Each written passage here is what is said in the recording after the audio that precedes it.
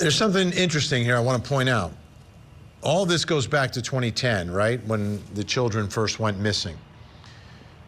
So now, all these years later, Tanya is bringing this case and knows that part of the case and part of the story and the history of all of this was her status as a registered sex offender. And this is a very public case and a very public hearing. So if people didn't know before, they certainly know now that Tanya Zuvers was a registered sex offender, which brings me to the next question in my investigation. Knowing that all this stuff would come out and be very public, why would Tanya Zuvers bring this case in the first place? You could just let it be, but she's not.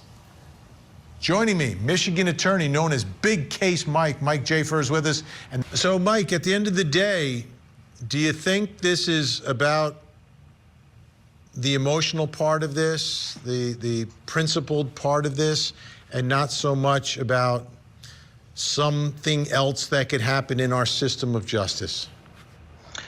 Vinnie, I disagree with my co-panelists. I think it makes a big difference. And I think when prosecutors see the parents sitting on the sideline or the family of the victim sitting on the sidelines, I think that they're less inclined to act and take a gamble and roll the dice, because that's what this would be for them to bring indictments for 3 charges of murder. They'd be rolling the dice. When they see the family being active and putting themselves out there and making themselves vulnerable and going public and getting a declaration of death in this case, I think it makes them more prone to act. I think they're more likely to act. I would even go so far as to say they might have telegraphed to her, hey, if you bring a petition and you get him declared dead, and Skelton does not object to it, that kind of gives us enough probable cause to at least take this gamble. And if we lose, at least we say we had to bring these charges. Because at the end of the day, everybody is sick and tired of this guy's masquerade.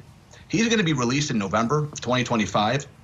I can't think of anybody who would live with themselves if this guy walks out of jail and not at least have to he's going to have to walk the plank.